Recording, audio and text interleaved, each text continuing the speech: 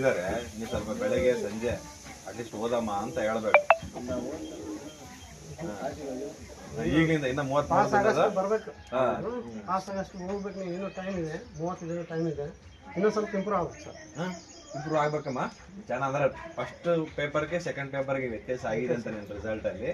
But ಈಗಲಿಂದ start ಮಾಡ್ಬೇಕು, ಯಾವ್ದು ಇದಾಗಬಾರ್ದು. Pass ಆದ್ರೆ ಸೆಲೆಬ್ರೇಷನ್ ಮಾಡೋಣ ಚೆನ್ನಾಗಿ, ಗೊತ್ತಾಯ್ತಾ? ನೀವು ಎಲ್ಲೇ ಇದ್ರೂ ಪರವಾಗಿಲ್ಲ, ಅಟ್ಲೀಸ್ಟ್ ಹೋಗ್ತಾ ಇರಲಿಲ್ಲ ಅಂತ ಅಬ್ಸರ್ವ್ ಮಾಡ್ತಿರ್ಬೇಕು, ನೋಡ್ತಾ ಇರ್ಬೇಕು.